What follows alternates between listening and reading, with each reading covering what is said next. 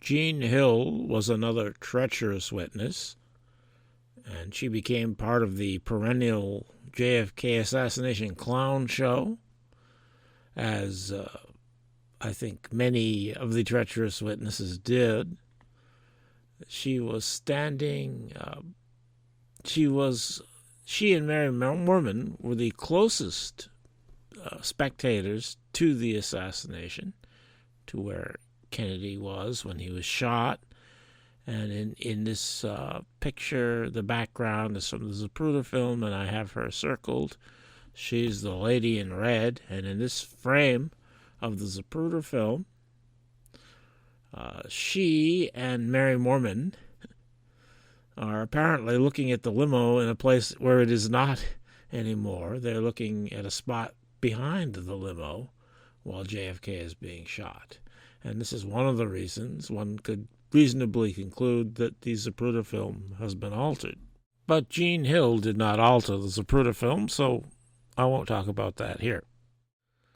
She also wrote a book, JFK, The Last Dissenting Witness, a book which I have not read. This is a latter-day creation, and being a treacherous witness and a perennial clown, I've never felt the need to read it.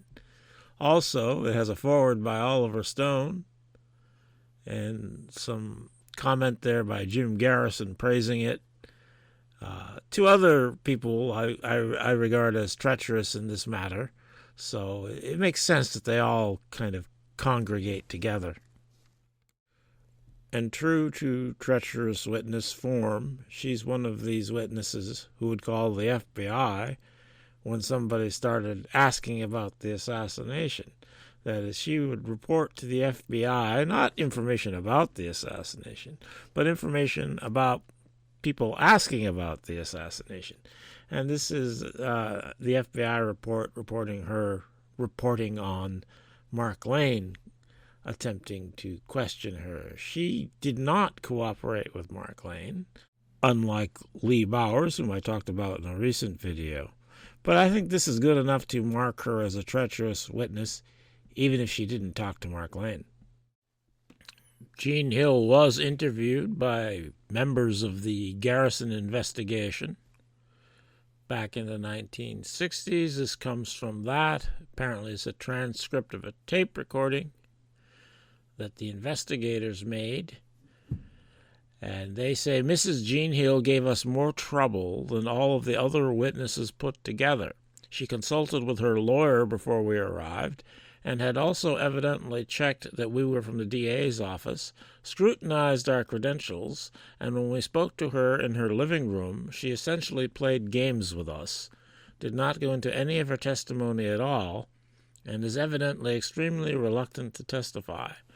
However, she does stress that if she is compelled to testify, she will not change her story. She will tell the same story which she told the Warren Commission. She did say that her testimony printed in the 26 volumes is not entirely correct, and that it was taken down incorrectly or printed incorrectly. However, I do have some reservations about this, and in general, it's difficult to form a very reliable opinion about Mrs. Hill and what kind of a person she is and what her game is, because she does seem to have some kind of a game. However, essentially, she seems to be trying to disengage herself from the assassination subject for reasons which she would not disclose. And I think that's somewhat illustrative of her character and her state of mind at the time.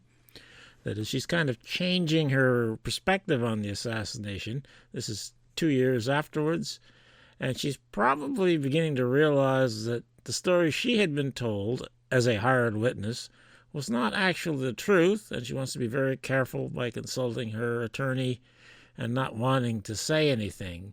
I think that's the game she's playing at this time. She's concerned that she might be implicated, and she might have some legal problems as a result, and yet she still wants to keep the secrets that I presume she and the FBI are sharing at this time. So the red flags are flying high for the lady in red, and I think her various accounts need to be evaluated very carefully because I think quite obviously she's a treacherous witness. And I think her sheriff's department statement affidavit from the day of the assassination is a good place to start. Mary and I were wanting to take pictures of the president, so we purposely tried to find a place that was open where no people was around, and we had been standing halfway down toward the underpass on Elm Street on the south side. We were the only people in that area, and we were standing right at the curb. The president's car came around the corner, and it was over on our side of the street.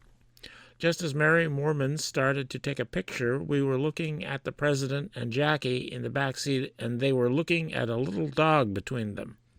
Just as the president looked up toward us, 2 shots rang out, and I saw the president grab his chest and fall forward across Jackie's lap, and she fell across his back and said, "My God, he has been shot." There was an instant pause between the first 2 shots,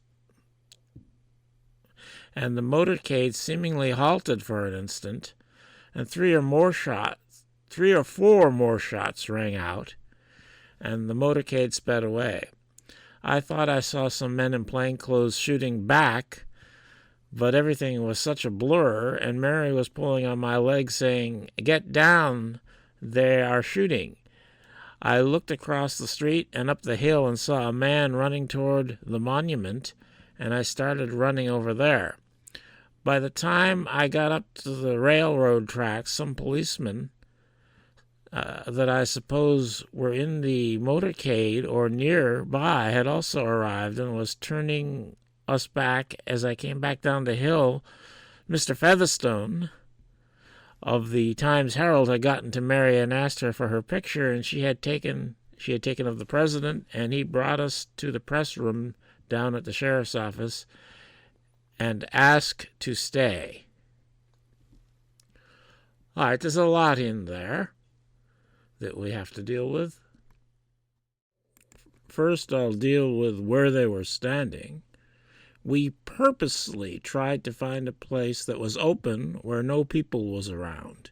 We were the only people in that area, and we were standing right at the curb. And I'm going to use the Bronson Leica photo here to illustrate this matter. I've circled Jean Hill. This is, of course, from the other side, opposite from where Zapruder is filming. And at a casual glance, it would seem to be incorrect that they were all alone, because you can see all these people here. But this is not at the time when they originally found their location. This is after the car has gone down Elm Street. And here in the foreground, we can see a lot of people here walking towards Elm Street.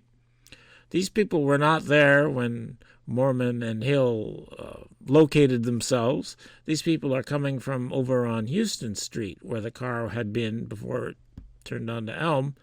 And so all of these people who are walking towards the street are not really near Moorman and Hill anyway here. Just looks that way from this angle. But they weren't on the lawn at all when Moorman and Hill found their spot. And those of you who know stuff should take note here in this photograph that we can't see James Elkins running to his position, which would be off out of frame to the left, even though he supposedly ran from Houston Street to Elm Street, as these people are doing here. So he was a quick little devil, wasn't he? If he really made that run, which he didn't, but that's off topic, so let's not talk about that here. Now, to judge from the photography casually, there do seem to be 3 people that are fairly near to Moorman and Hill on the lawn, and that's Charles Brem, his son, and the Babushka lady. As I have explained elsewhere, Charles Brem and his son were not actually there where the photography portrays them to be, because Charles Brem was on Houston Street taking the Elkins 4 and 5 photos. That's why Elkins can't be seen running across the lawn in the Bronson slide, because he's already in his position off to the left out of frame, because he's faking a photo to give Billy Lovelady an alibi, But let's not get into the details of that here. And Charles Brem's son is actually standing with somebody else who's off to the left, out of frame too. And we don't need to get into the details of that here. But I'll just say that Brem and his son were not there, so that corroborates what Hill says about them being all by themselves at the time that the car came by.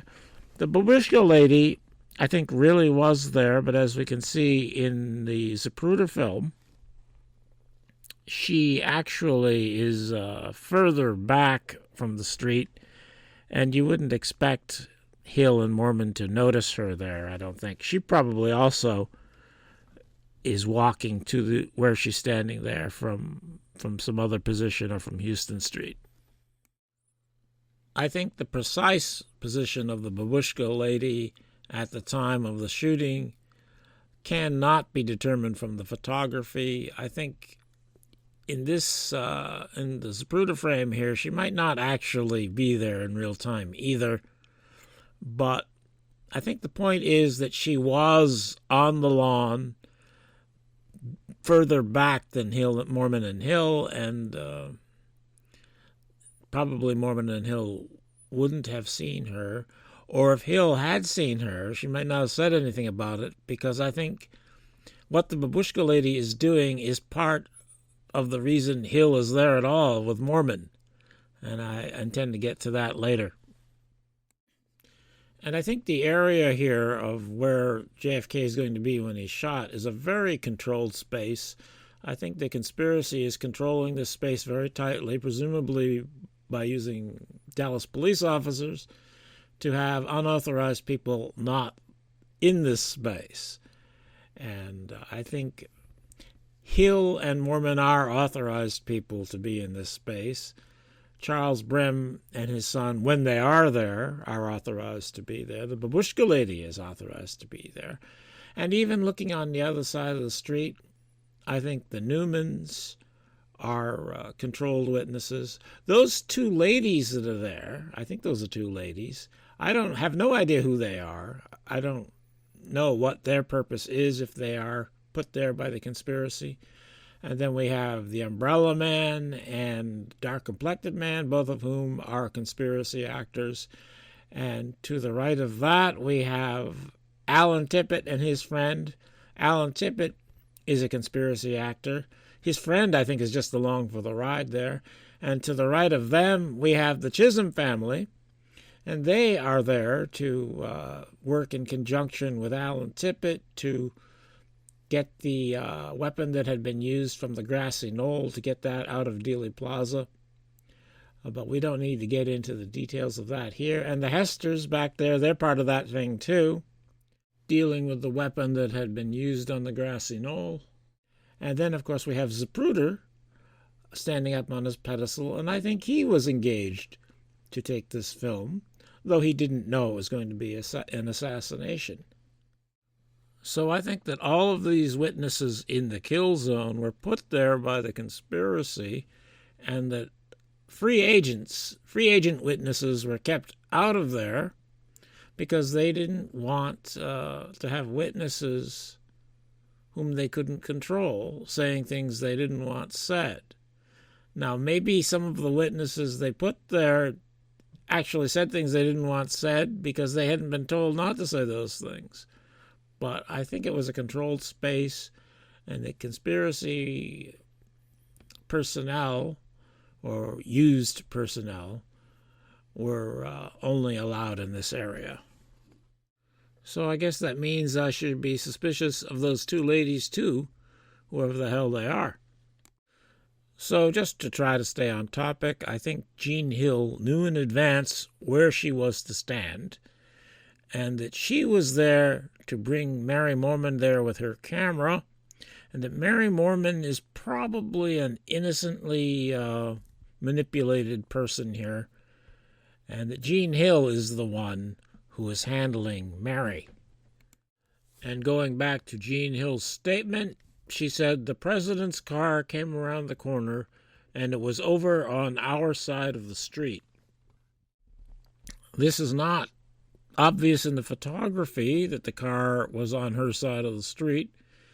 In fact, in the Zapruder film, we can see here initially the car is in the middle lane. Elm Street has 3 lanes, and it's on, looks like it might be kind of on the left side of the lane, but it's in the middle lane. And you can't tell for sure, but it looks like the car maybe does switch lanes over to the over toward the left side where Hill and Moorman are.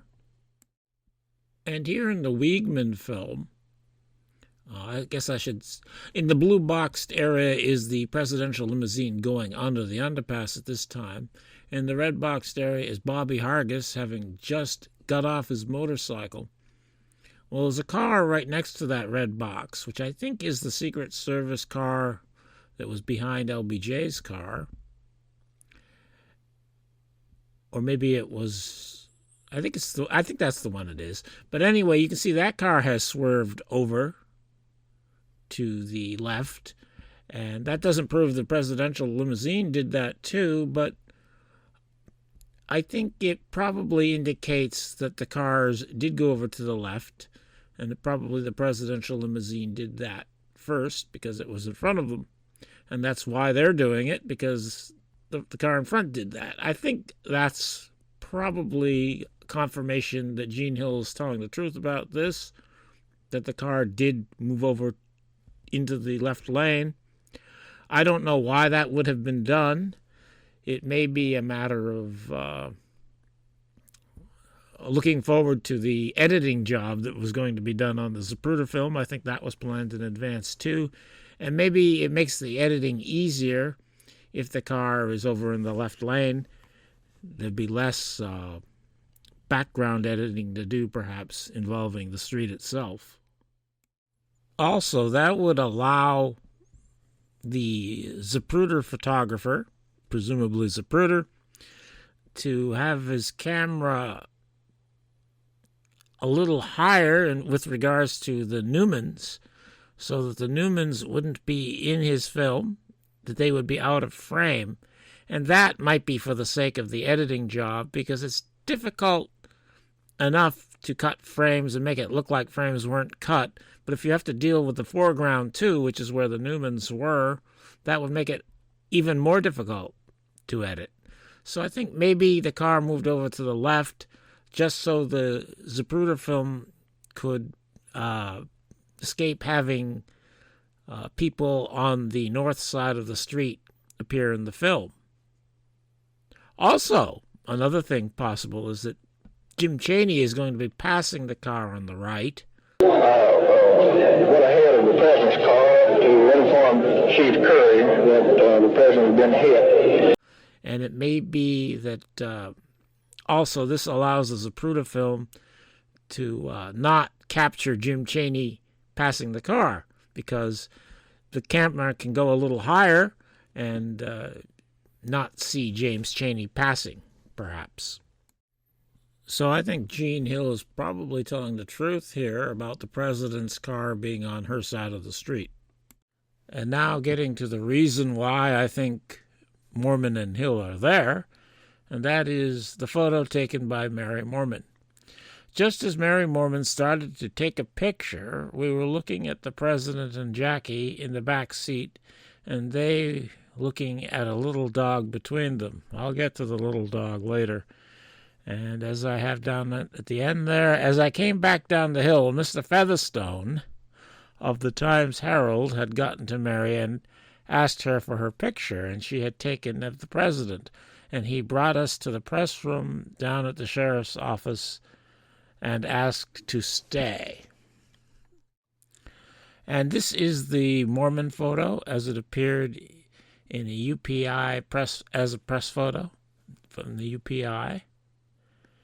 And you can see in this photo, the car has passed the photographer, and the photographer is behind the president at this point, taking a picture of the back of his head, which is kind of odd that a spectator would take a picture of the back of the president's head instead of where you can see his face. And I think the reason Hill has manipulated Mormon into this position is because she's working for the conspiracy, because they want Mormon to take a photo, and they have the babushka lady there taking a photo too, with the same kind of camera, I presume. And the idea is to get a credible witness, that is Mary Ann Mormon, to take a photo.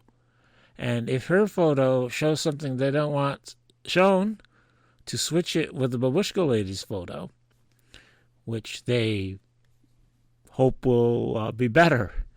I think that's the point. They want a credible witness there taking a photo close up, but they want to be able to control that photo, and they want to come out quickly to enhance its credibility, so no one could say it had been altered. I think that's actually what's going on here. And if we compare the Mormon photo to this frame from the Muchmore film, which I think was taken almost exactly the same time. I think the Muchmore film frame here comes slightly after the Mormon photo. And if I'm right, Mary Mormon couldn't have taken the Mormon photo, because the car here in the Muchmore film still is not far enough past Mary Mormon for her to be the photographer, but it is far enough past for the babushka lady to be the photographer. And I think she was the photographer. That is, the babushka lady took the Mormon photo. And I think that anybody of sound mind, and hopefully there's one or two of them watching, can see here in the Muchmore film frame here that Mary Ann Mormon's camera is no longer in front of her face. She's lowering her camera. You might say she's raising her camera, but her story was, and maybe I'll play a quote from that in this video, that she spent time framing the president, focusing her camera, she said, even though I don't think it's a manual focus. But from her story, it's pretty clear that she didn't just flash her camera up in front of her face and snap a picture, that she was studying her subject as she was preparing to take a picture. Well, the car, even though it's not in the position of the Mormon photo yet relative to her, it's going to be past that position before she could get this camera in front of her face. So I think it's pretty clear that Mary Ann Mormon is lowering her camera at this point, and that she could not have taken what we call the Mormon photo. However, the babushka lady looks like she has just taken the photo, a moment before. And in the Mormon photo, you can see the motorcyclist's helmet in the photo. In the Muchmore film frame here, it looks like the motorcycle helmet will be blocking her view of the president at this moment. But it looks like she still has her hands up in front of her face, holding her camera, so that she could have taken the Mormon photo, whereas Mary Ann Mormon doesn't have her camera in front of her face anymore, and therefore she couldn't have taken the photo. And here in this latter-day interview with the antique guy, Mary Ann Mormon describes how she took her photograph. And the limousine turned the corner and was coming towards me, and I focused, or I don't know that I focused, but I looked in the camera to watch the car as it approached. Right. And looking up the area, waiting for him to get close enough, and Gene hollered, "Mr. President, look this way, we want to take a picture." And as I thought he was where I wanted it to be, I snapped the picture. It sure sounds as if she's saying that she took a picture of his face rather than the back of his head. Now, she never disowned what we call the Mormon photo. She says it's her photo, but the way she describes taking it, she remembers taking a different photo than the Mormon photo. And as I alluded to earlier in the Zapruder film, it looks to me as if Mary Ann Mormon is pointing her camera at a place where there's nothing to photograph other than a motorcycle officer. And here, although it's difficult to see because there's double images in the background, but not on the motorcycle officer, as if the background comes from a different film source in the editing of the Zapruder film, at this part of the Zapruder film. But anyway, we get those double images making it difficult to be absolutely certain. But it looks to me, judging from the position of Marianne Moorman's hands on either side of her camera, that her camera is pointing to a point behind the limousine, while her head, with her eyes, have turned to look further forward down the street. The implication being she has just snapped her picture and is turning her gaze to follow the car. But if that's the case, she could not have taken the Moorman photo, because the Moorman photo was taken after this frame here.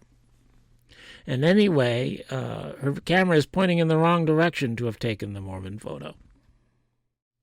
So I think it's clear, in light of the evidence shown here, that Marianne Moorman could not have taken the Moorman photo.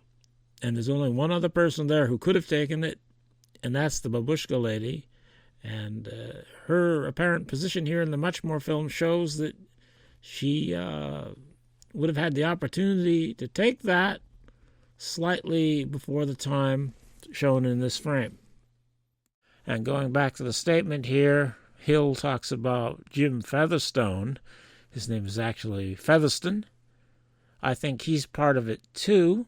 Here you can see him standing on Houston Street as the presidential limousine goes by. He's standing right next to a Babushka lady. I think it's a different Babushka lady. It's possible it could be the same one and she ran down there, but I think probably the Babushka lady with the camera was already in position at the time of this photograph, because that's the way you'd plan it. You wouldn't depend upon her being able to run across the street in time and get down to Elm Street. And here we have a photograph taken after the shooting, of course, and after the president has left, and after Jean Hill has run across the street chasing that man she saw, which we'll get to eventually. And this photograph shows Jim Featherston acquiring Marianne Moorman's photos. Also, I should note, someone has highlighted a part of the curb here. If you're interested in the curb situation, you shouldn't use this photo to make any judgments, because it's very light in that spot because somebody did that intentionally. Anyway, there's Jim Featherston getting Marianne Moorman's photos. And in her Warren Commission testimony, Jean Hill talked about Jim Featherston. Featherstone of the Times-Herald and Dallas Times-Herald? That's right. I ran up there and told him we had to leave, and I found her crying and him standing there holding her camera and holding her by the arm and her camera, and telling her she had to go with him. I started trying to shake his hand loose and grab the camera and telling him that no, we couldn't go, we had to leave. And I guess by that time I was beginning. Until then I have no conscious feeling of any scaredness or excitement or anything. I mean, it's just like something that's passing in front of you. And I wasn't worried or upset in any way until I got back there. And then I had a sense of urgency. I just knew I wanted to get out of there, and all I could think of, and I don't think the full impact of all that had happened, really hit me then, because I was just wanting to get out of there and to get away. And he kept telling me, he insisted we go with him, and he just practically ran us, and he got there. They were throwing up a police net around that building at that time, and he just practically ran us up to the courthouse. I guess it is, and put us in this little room, and I don't know why we were so dumb that day, unless it was just the sequence of events, that everything was just happening so fast we really didn't even think, but we couldn't leave. He kept standing in front of the door, and he would let a cameraman in or someone to interview us, and they were shooting things in our faces, and he wouldn't let us out. And during this time, they didn't have the photos. The photos were somewhere else. Jim Featherston apparently was still standing there in front of the door, But the photographs were in somebody else's care at that moment. And I think that's when it was being decided which photograph was going to be the Mormon photo, whether it was one that actually had been taken by Mormon or whether it was one taken by the Babushka lady. And I should mention that even though Jean Hill says she was taken to the courthouse, or they were taken to the courthouse, but there was a press room in the courthouse, and they were taken to the press room. So the press in Dallas at that time had their own space inside the courthouse, and that's where Mormon and Hill were kept while the photographs were not in their possession. And I'll make a comment here about Jean Hill's Warren Commission testimony generally. She just seems like a ditzy young lady. She doesn't seem like somebody who would be involved in a conspiracy. And once again here, I'm not saying she was conspiring to murder the president. I don't think she's some professional intelligence person. I think she's someone they happened to acquire somehow. Maybe she was compromised for some reason. She was a school teacher. I think that's how she knew Mormon. They're both school teachers. And Hill is from Oklahoma. She's not a native Dallasite. So I think she was, her job was to become friendly with Mormon and to get her to be the photographer, as I said before. And I think it's more to it than this. I think they had another conduit to Marianne Mormon. And I think that conduit was Warren Reynolds. Here we go back to the interview with the antique guy again. What about Warren Reynolds? Warren Reynolds was married to my cousin, so he's a cousin by marriage. Okay.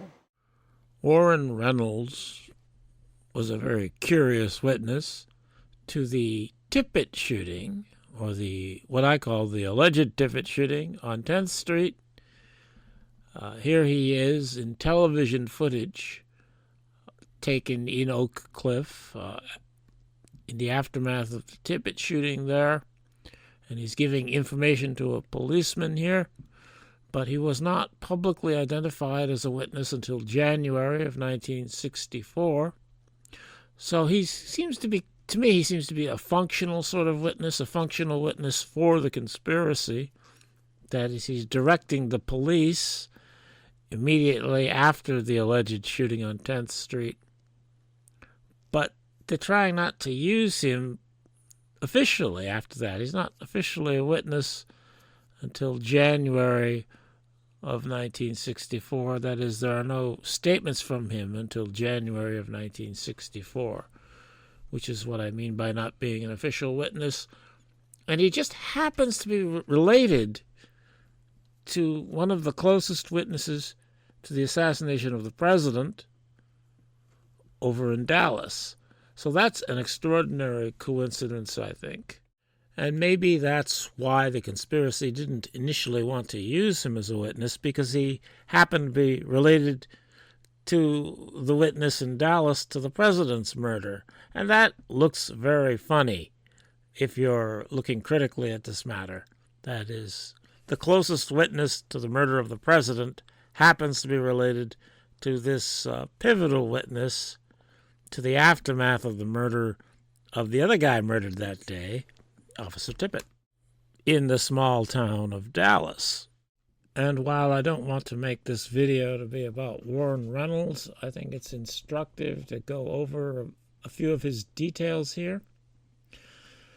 On the day of the assassination, he informs police about a fleeing suspect to the shooting on 10th Street, and then he reappears on January 16th to officially become a witness in FBI reports.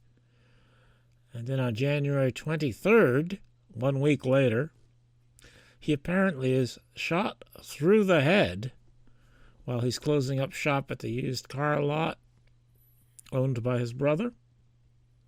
And this is very interesting because I could not determine which side of the head he had been shot in. The police report says one thing, the doctor says another thing, and it's not clear exactly what happened with this bullet in his head. But apparently he makes a full recovery, and by March 2nd, he begins to have an association with General Walker, General Edwin Walker, the right-wing kook general fired by Kennedy, and who was running for, I think he was running for governor of Texas, or maybe he was running for Congress, I forget. But he was trying to win political office at the time, or in that time period, and he failed to do so.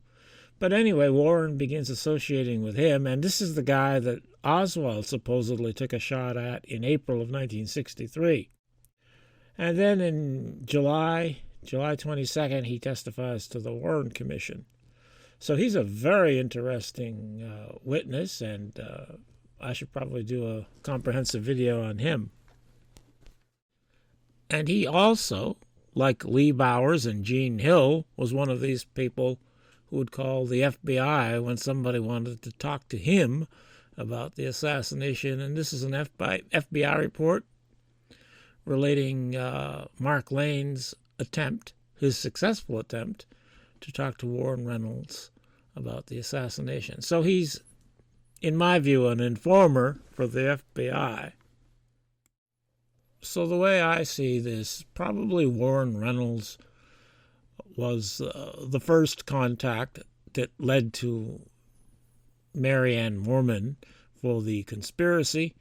And he probably said, hey, I got this dumb cousin-in-law that you could use. And they put her to use. That's the way I think they probably got the idea of using Marianne Moorman to take the Moorman photo so the Babushka lady could be used to manipulate the photography.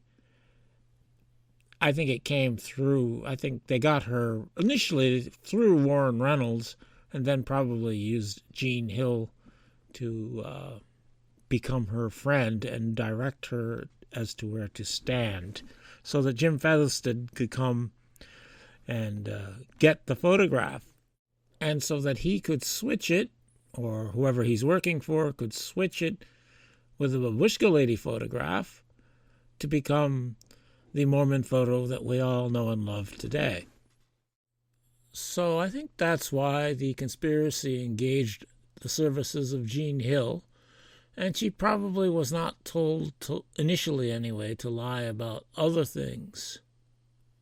And so her testimony is still valuable regarding those other things. And getting back to Gene Hill's first statement here, she said that the president and Jackie were in the back seat of the car and looking at a little dog between them. And Gene Hill also spoke of the little dog in her Warren Commission interview with Arlen Specter, the Democrat, or was he a Republican? I forget which now. Sometimes it's hard to tell the difference. Arlen Specter says, all right, and why have they made fun of you? Because of your identification of who that man was? Yes. Any other reason? I haven't got to the man yet. I'll get to the man. Any other reason? Yes, I saw a dog in the car. They kept asking me, and I even gave that out on a radio or TV interview, that I had seen a dog in the car. In which car? Between the president and Mrs. Kennedy. And they kept asking me what kind of dog, and I said, I don't know. I wasn't interested in what was in the seat, but I said it was white and fuzzy.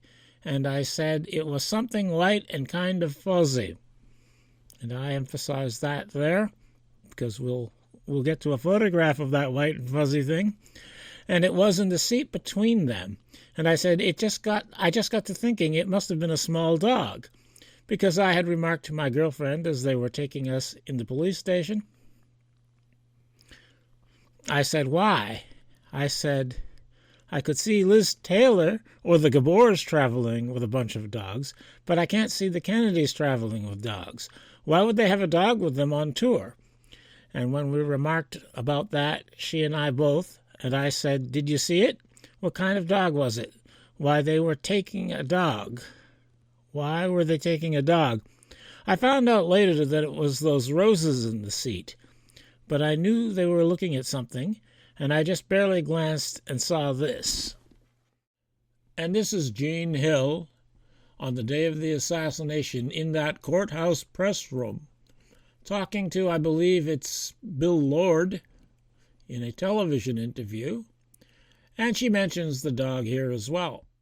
As the car came down the hill toward us, he was on our side of the street, and the president and Mrs. Kennedy were in the back seat. They had a little dog between them looking at it. So Jean Hill said this about the dog early and often, and the shills and the idiots will use her dog sighting to dismiss her as a kook when they don't like what she says about that man that I'll get to, and what she says about the shots fired, which I'll get to. Even shills and idiots who are critical of the official story like to dismiss her as a kook, and they will use this to do so. And if that doesn't work, the shills and idiots will say that Jean Hill saw Lamb Chop, or a Lamb Chop puppet. Apparently Lamb Chop was a thing in 1963. A puppet worked by a person named Sherry Lewis, according to Wikipedia. I don't want to get into the details of that, but the shills and idiots, when they give up on saying, or after they've said she's a kook, that is, Jean Hill's a kook, they'll say that she actually saw a Lamb Chop puppet between the president and the first lady. And they will say that this old lady here at Love Field had given the Lamb Chop to Jackie after they shook hands here. But I don't buy that story because in subsequent photography, she's not holding a Lamb Chop puppet. She's just holding flowers. Now, she had those darker roses, those red roses on top before she shook hands with the old lady. And afterwards, she's got another bouquet of flowers underneath that, which is kind of white and fuzzy, sort of. And if you could imagine that looks like the face of a dog there, or of a Lamb Chop if you want to, I suppose. But in this color photograph, it looks less like a Lamb Chop or a little dog, I think. And the flowers we're talking about are the ones that aren't the red roses. I think the old lady probably gave her those flowers, and that it's not a Lamb Chop or a little dog. And to judge from the Zapruder film, which is a treacherous thing to do, but it's all we've got, to judge from the Zapruder film, it looks like Jean Hill would have had a good vantage point to see whatever was between Jackie and the president, and she apparently thought it looked like a little dog. And I don't think that's what Jackie is holding at Love Field. And in a photograph of the limousine after the shooting on the highway on the way to the hospital, you can see what looks like the face of a little white fuzzy dog, as I have highlighted here with a zoomed crop. So I think Jean Hill really did see something that wasn't flowers, that she thought looked like a little dog, and that I think looks like a little dog. And I think the shills and idiots are putting out disinformation, because if we knew that she saw this little dog, and probably it's not a live dog, it's probably some kind of a stuffed animal sort of dog.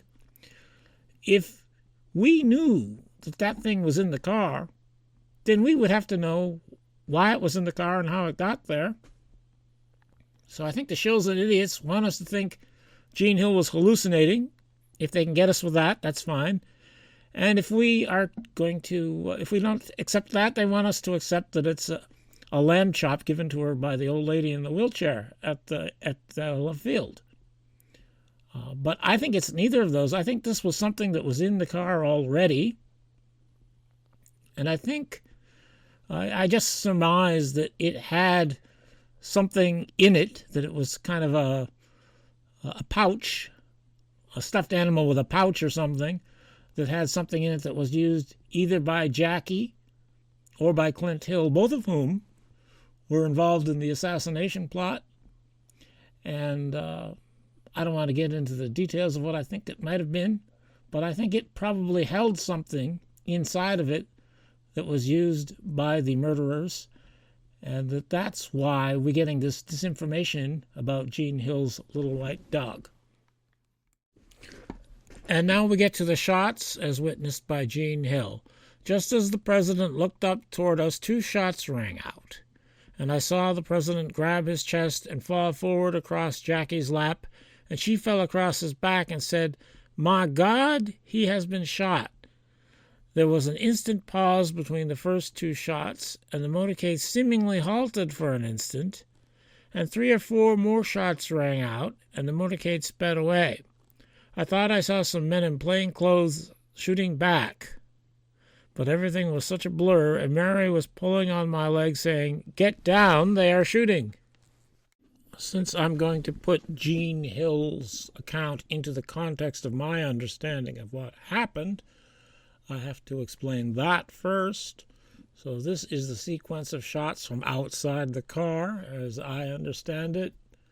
The first one was the missed shot, the shot that didn't hit anybody. This was a signal shot and a shot to establish a shooting location in the minds of witnesses. It came from the 5th floor of the Texas School Book Depository. And what I mean is by decoy shot is here where the conspiracy is trying to make witnesses think the shots came from the Texas School Book Depository. So they have somebody shooting there from the 5th floor, and he's not shooting to hit anybody, he's just shooting to create the sound decoy. So people will think that's where the shots came from. And the first shot, the missed shot, which I think was also meant to signal people, and we can see Kennedy react to that, where frames have been taken out of the film. He's suddenly looking forward again in the Zapruder film. And the little girl stops running and turns and looks. And people have noted that. And I think that was the first shot. That was a reaction to the first shot, which probably a lot of people assumed was a motorcycle backfiring. The second shot, or shooting event, was the throat shot. This is the shot that hit JFK in the throat, and it came from the overpass storm drain, as I have gone over endlessly. And the sound decoy shot came from the 5th floor of the Texas School Book Depository. So many witnesses will hear the shot from the Texas School Book Depository and see the shot hit the president and assume the shot came from there when actually it came from the overpass. The head shot came from the grassy knoll, probably from behind the Black Dogman wall. The sound decoy shot, once again, comes from the 5th floor of the Texas School Book Depository. And they're coordinating these shots by walkie-talkie. It's not going to be perfect, but because you're not going to have 2 people shooting at precisely the same moment, but they probably practiced this and got it down pretty well. And then there's 2 shots that I can see in the Zapruder film that obviously hit the windshield. And one of these shots hit John Connolly's wrist. I call them gratuitous shots because they don't seem to make sense in the plan as I understand it. And I don't think there was any corresponding decoy shot from the Texas School Book Depository. I think this guy, the railroad detective, probably just wanted to shoot 2 and fired a couple shots, trying to hit Kennedy, but actually hitting Connolly's wrist with those 2 shots. I call him a railroad detective because when Clyde Haygood ran up to the overpass, as he told the Warren Commission, he saw a railroad detective up there. He also said this in a latter-day interview.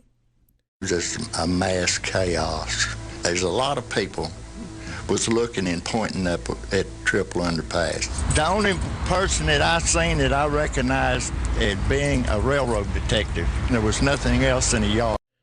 And in this photograph, the Kablik photo, that's Haygood looking right at a guy who apparently has a gun, a rifle, up against the concrete banister there.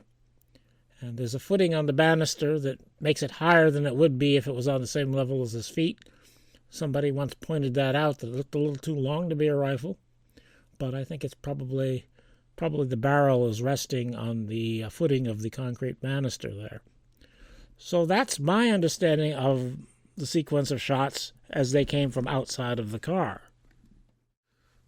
So when Jean Hill says, just as the president looked up toward us, 2 shots rang out, I think it's pretty clear she's talking about the throat shot here. She either didn't hear or didn't remember or didn't notice that first shot. And she's talking about the second shot. She hears 2 shots because she's in a really good position to hear shots being fired in that direction because she's almost in the line of fire. So the barrels are pointed at her, essentially. And she was able to distinguish those 2 shots. One of them was the decoy shot from the Texas School Book Depository, and the other one was the throat shot from the overpass. So that's what she's talking about when she hears 2 shots ring out. There was an instant pause between the first 2 shots, and the motorcade seemingly halted for an instant, and I think it really did stop, and the Zapruder film has been altered to hide that. And 3 or 4 more shots rang out. And I think she's talking about the headshot here and the 2 shots fired by the railroad detective on the overpass. And she gets a little more... the shots, I think, get a little more blurred in her mind here. And she doesn't distinguish them very well there. She's not even sure how many there were. But she did say that she thought the shots came from the grassy knoll. So I think she's associating the shot direction with where she heard the headshot come from, which I say came from behind the Black Dog Man wall. And Hill also says here, I thought I saw some men in plain clothes shooting back. And of course, I think this means that she saw William Greer shooting. But when she talks to the Warren Commission, she softens this a little bit. Well, at the time, of course, there was a pause, and I took the other shots. About that time, Mary grabbed me and was yelling, and I had looked away from what was going on here, and I thought, because I guessed from TV and movies, that it was Secret Service agents shooting back. To me, if somebody shoots at somebody, they always shoot back, and so I thought that that's what it was, and I thought, well, they were getting him and shooting back, you know. I didn't know. So, if you want to take her seriously for her Warren Commission statement or her Warren Commission interview, she clearly is not talking about William Greer shooting back. But I think probably she did see William Greer shooting back, and someone did talk to her about this. Or maybe she realized on her own, if the Secret Service is shooting back, and that's not part of the official story, and she was following it, as everyone was, then she might have realized that she shouldn't be saying that. I don't know, but I think she probably did see Greer shooting, and that's why she thought the Secret Service was shooting back, and that she's telling the Warren Commission a different story than what she believed at the time the event happened. But Greer did shoot back. In the upper left-hand corner, I've got a crop from a frame of the Zapruder film, where Greer obviously is pointing something back, and some film editor has obscured it. And in the next film, after Greer has turned around to face front again, he's holding something in his left hand that looks like it's shaped like a gun, and I think probably he shot a gun back rather than using his finger in the Zapruder film, and that was hidden. And there were other witnesses who said things that might indicate a shot from the car. Jack Franzen, who was standing a little further down the street from Jean Hill and Mary Moorman, on the same side of the street, he said he heard the sound of an explosion which appeared to him to come from the president's car. And his wife said the same thing in her FBI interview. And when Austin Miller was interviewed by the Warren Commission and asked where the shots sounded like they came from, he said, well, the way it sounded like it came from I would say from right there in the car. The next sentence, though, he says, would be to my left the way I was looking at him toward that incline. People might use the second sentence there to confuse the matter, but I think it's pretty clear that the meaning is he's saying the shots sounded like they came from the car. So I think he probably heard shots from the car. And Marianne Moorman, who was standing right next to the car, said on the day of the assassination in a media interview that the shots sounded like they were pretty close by.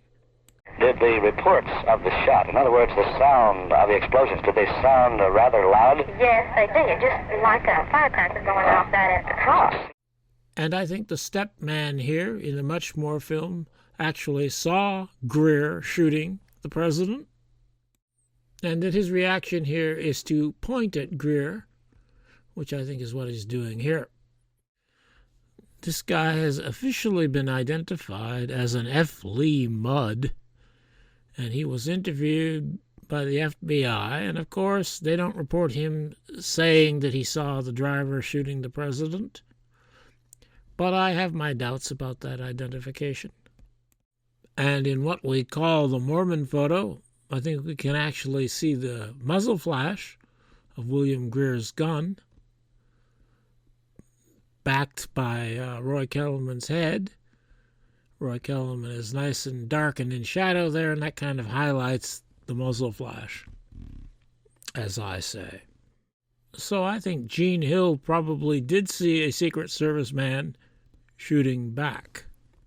And now getting to the last item in her November 22nd, 1963 affidavit, the day of the assassination, I looked across the street and up the hill and saw a man running toward the monument, and I started running over there.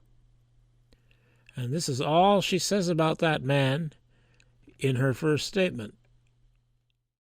And the next word we get on the record about this man from Jean Hill comes from this March 17th, 1964 FBI document.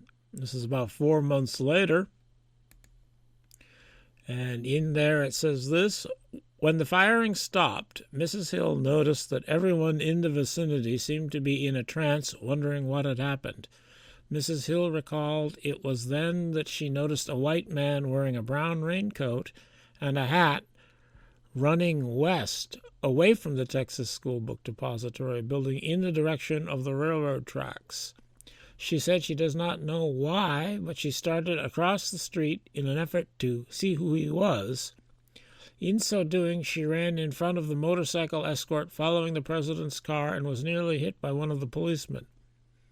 Mrs. Hill said she lost the man from view when she looked down at what she first thought was a blood spot, but later determined to be a red snow cone.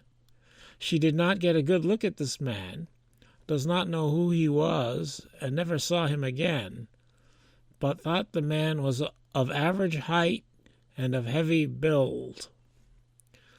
Now, it's interesting that she notices a blood spot, as the FBI calls it. This is 4 months after the assassination, and on the day of the assassination, we have no record of her saying anything about a blood spot. So that's the earliest document we have that reports this man that she saw as running west from the Texas School Book Depository. In her first statement, she doesn't say he was running west from the building. She says he was running toward the monument. And that's all she says about his running direction. But in this March 17th document, which comes from a March 13th interview, so apparently the FBI had to mull this over for 4 days before they actually wrote up their report. In this document, it says he was running west from the Texas School Book Depository. That's a change in the story. And then a few days after that, in her Warren Commission chat, she said this: well, because I had told several people, and I had also said it that day down there, and the person that I described, and I am fully aware that his whereabouts have been known at all times, and that it seems that I am merely using a figure and converting it into my story. but the person that I saw looked a lot like, I would say, the general build as I would think Jack Ruby would from that position. But I have talked with the FBI about this, and I told them I realized that his whereabouts had been covered at all times, and of course I didn't. At that time, I didn't realize that the shots were coming from the building. I frankly thought they were coming from the knoll. As far as I know, this is the first time it is known that Jean Hill thought this person looked like Jack Ruby.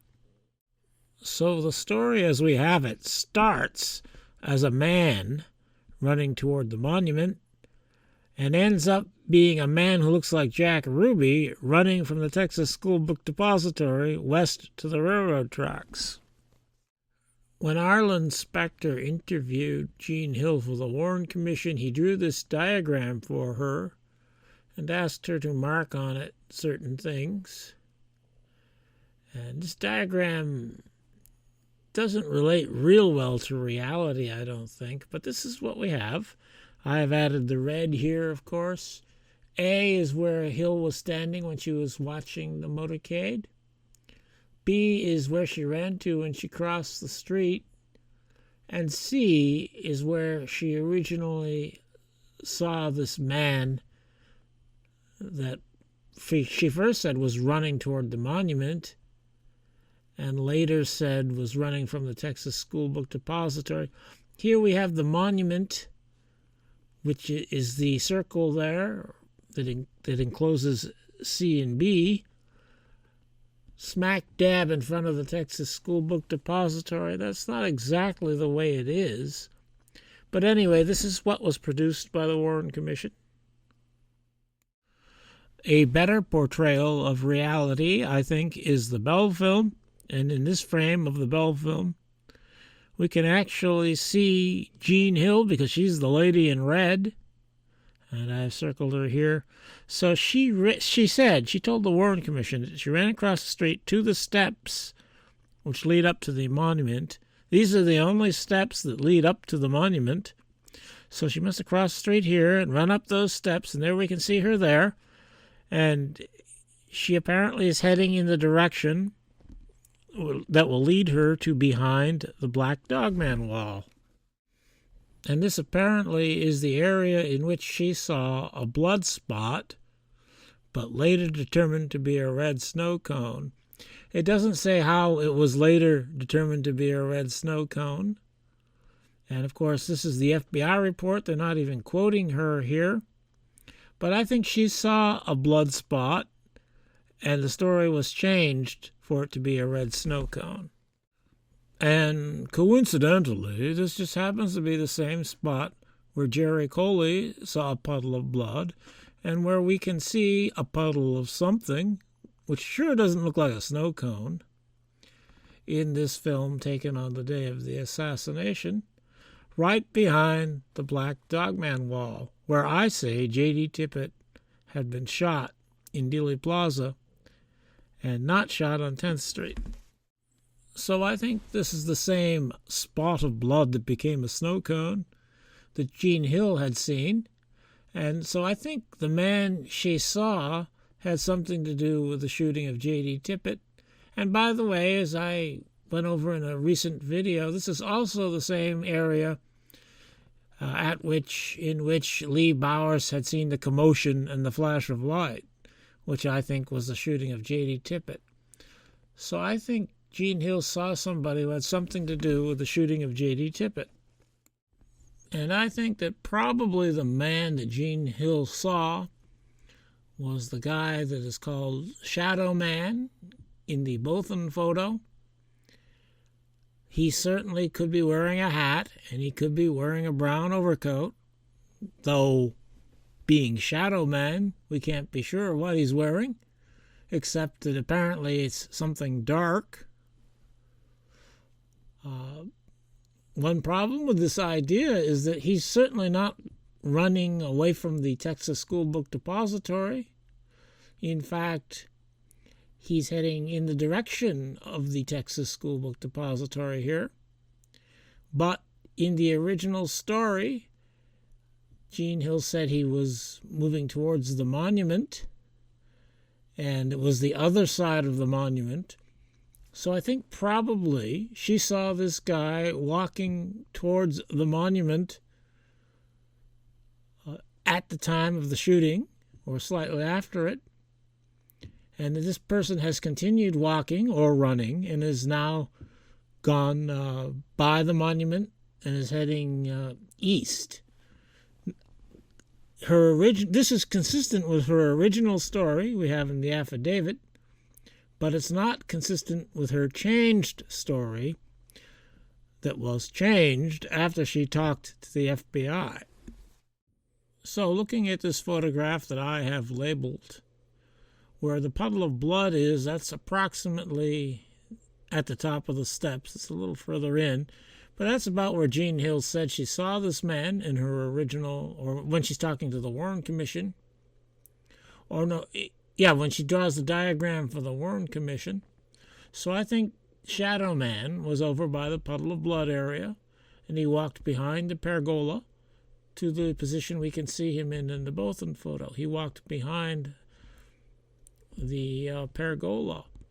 And as I have said in other videos, what I think happened is that the gun that was used to shoot JFK from the grassy knoll was brought into work by Oswald that morning in that package which he had with him, which was too small for a Mannlicher Carcano gun, but could have held a shorter gun. And I think that shorter gun was used by J.D. Tippit on the grassy knoll, and then that Shadow Man probably shot J.D. Tippit and took the gun that he had been using, the gun that he had used to shoot JFK, and he carried it behind the pergola and handed it off